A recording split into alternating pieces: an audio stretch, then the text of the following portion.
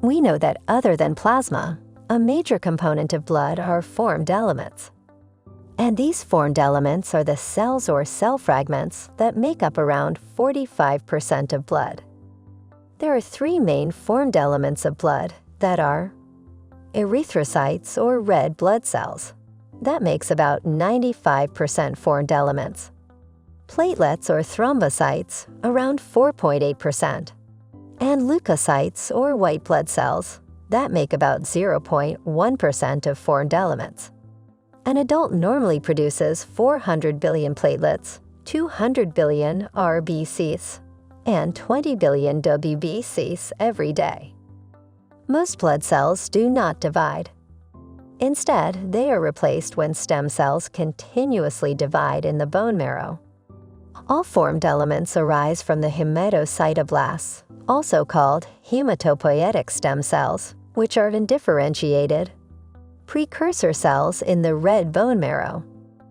And the process of generation of all the cell types present in blood is called hematopoiesis. Let's have a close look at this process. This process of hematopoiesis starts in red bone marrow, found in the ends of long bones, and in flat irregular bones such as the sternum, cranial bones, vertebrae, and pelvis. All these cells originate from single type of cell called as hematocytoblasts or pluripotent hematopoietic stem cells. These cells are multipotent. That means they have capability to develop into more than one cell types and have ability to self-renew. As these cells reproduce, a small portion of them remains exactly like the original pluripotential cells and are retained in the bone marrow to maintain a supply of these, although their numbers diminish with age. Most of the reproduced cells, however, differentiate to form the other cell types. These are the more committed stem cells that are either myeloid stem cells or lymphoid stem cells. Now, these committed stem cells, after proliferation, are able to differentiate into lineages that in turn give rise to colony-forming units, CFS. These colony-forming units are able to produce colonies of specific types of blood cells.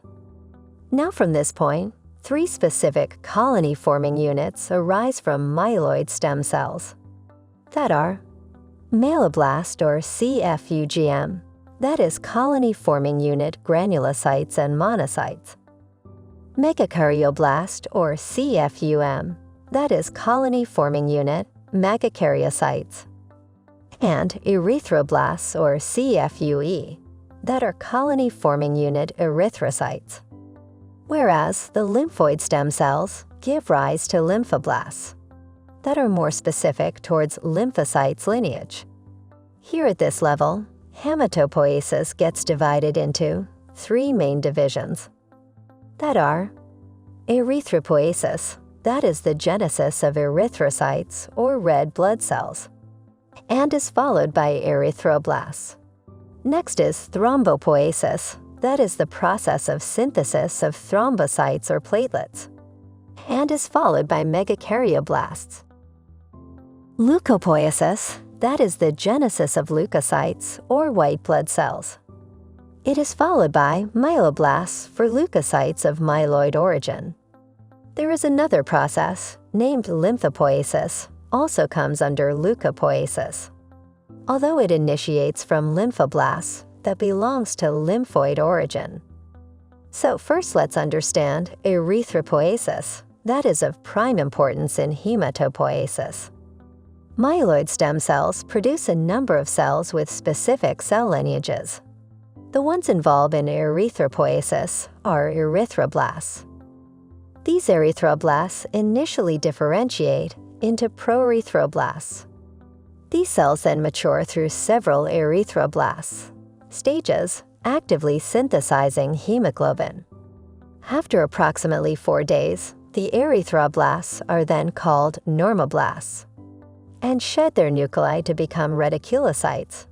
The reticulocytes contain 80% of the hemoglobin of a mature RBC and are immature cells found in the peripheral blood. Hemoglobin synthesis continues for up to 3 more days. The cytoplasm of these cells still contains RNA. The reticulocytes then move from the bone marrow into the bloodstream.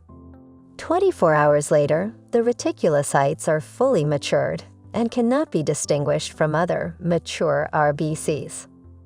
Here, B-complex vitamins, such as vitamin B12 and folic acid, greatly influence RBC production.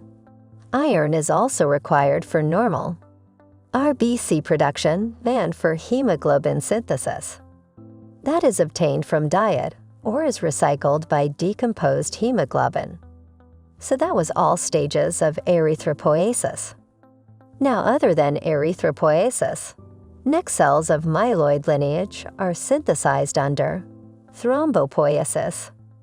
That refers to the production of platelets. The precursor of this process is megakaryoblast. These are the largest hematopoietic cells with a 60 micrometer diameter. Under the influence of an enzyme named thrombopoietin, megakaryoblasts undergo differentiation into promegakaryocytes.